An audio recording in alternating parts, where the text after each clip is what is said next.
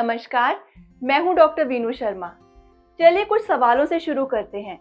आपके हिसाब से कितने लोगों को हमारे देश में हाई ब्लड प्रेशर या हाइपरटेंशन की बीमारी है? 30%। शहरों में तो ये वैल्यू 35% के अराउंड है। कितने लोग जो डायग्नोज्ड हाइपरटेंसिव है उनमें से कितने लोगों का ब्लड प्रेशर अंडर कंट्रोल है? केवल 25%। चलिए ये तो थी बुरी न्यूज़। अब अच्छी न्यूज़ की तरफ आते हैं। अगर आप डायग्नोज्ड हाइपरटेंसिव हैं तो लाइफस्टाइल मेजर्स के द्वारा ना केवल आप हाइपरटेंशन को ट्रीट कर सकते हैं बल्कि बहुत केसेस में रिवर्स भी कर सकते हैं, मतलब ऑफ मेडिसिन भी जा सकते हैं। End of course lifestyle measures द्वारा आप हाइपरटेंशन को प्रिवेंट तो कर ही सकते हैं। तो वो कौन से लाइफस्टाइल मेजर्स हैं जो हाइपरटेंशन में यूजफुल हैं? हाइपरटेंशन यानी कि हाई बीपी। नंबर 1, अपनी डाइट में से सैचुरेटेड फैट हटा दें या कम से कम कर दें। सैचुरेटेड फैट अल्टीमेटली कोलेस्ट्रॉल में कन्वर्ट होता है। कोलेस्ट्रॉल हमारी आर्टरीज के अंदर जाके जम जाता है और ऐसा होने से वो हार्ड हो जाती हैं और जैसे वो हार्ड होती हैं उनके अंदर का प्रेशर बढ़ जाता है। तो सैचुरेटेड फैट कहाँ पे होता है? घी, बटर, डिफरेंट ऑयल्स में, एनिमल प्रोडक्ट्स में, मीट, हाई फैट डेयरी में, ये सब चीज़ें सैचुरेटेड फैट में बहुत रिच है। सेकेंड, अपनी डाइट में फाइबर बढ़ाएं। फाइबर है केवल हमें प्लांट प्रोडक्ट से मिलता है। प्लांट प्रोडक्ट्स मतलब फल, सब्जियां, दालें, नट्स, सीड्स इत्यादि।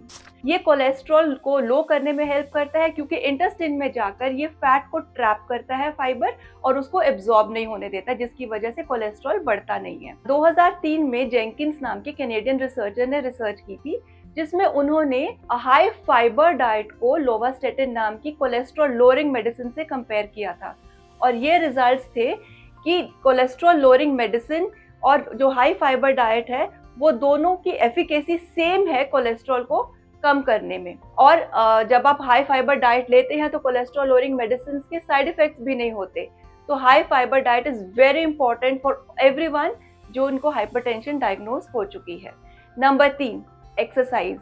बहुत स्टडीज ने ये प्रूव कर दिया है कि अगर आप रेगुलरली एक्सरसाइज करते हैं तो लॉन्ग टर्म में आपका ब्लड प्रेशर लो रहना शुरू हो जाता है, यानी कि वो नॉर्मल की तरफ आ जाता है। 150 मिनट्स 150 मिनट एक वीक में, यानी कि तकरीबन 30 मिनट 5 दिन मॉडरेट इंटेंसिटी एक्सरसाइज के लिए ज़रूर एम करें। लेकिन एक बात का ध्यान रखें, अगर आपको बहुत सीवियर ब्लड प्रेशर है जो कि अनकंट्रोल्ड है तो किसी भी तरह की एक्सरसाइज करने से पहले अपने डॉक्टर की सलाह ज़रूर लें और लो इंटेंसिटी से स्टार्ट करें। 4th पॉइंट, नमक। WHO के हिसाब से अगर हम प्रतिदिन 2 ग्राम से ज़्यादा नमक खाते हैं तो हाइपरटेंशन और हार्ट डिजीज के चांसेस बढ़ जाते हैं और देखा गया है कि हमारे देश में एवरेज कंजम्पशन 9 से 10 ग्राम है।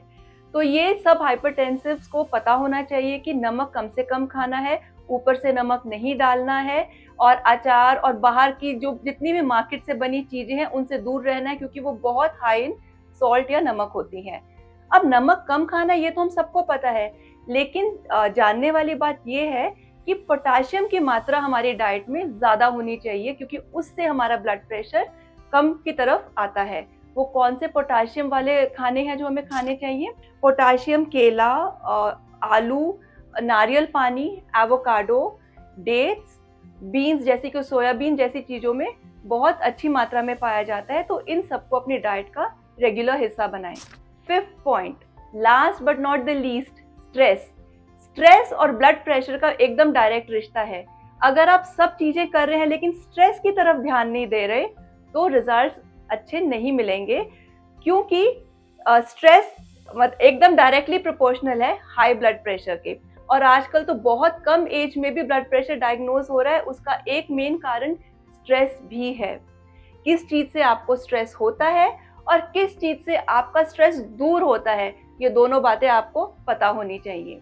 तो इन ब्रीफ, अपना ब्लड प्रेशर ठीक रखने के लिए सैचुरेटेड फैट और नमक को कम करें, फाइबर और पोटाशियम वाले खाने बढ़ाएं, एक्सरसाइज ज़रूर करें और स्ट्रेस से दूर रहें। Thank you for watching. अगर आपको पसंद आया तो लाइक और सब्सक्राइब करें। इससे रिलेटेड अगर आपको किसी और तरह की इन्फॉर्मेशन चाहिए तो ज़रूर मैसेज डालें। Thank you for watching.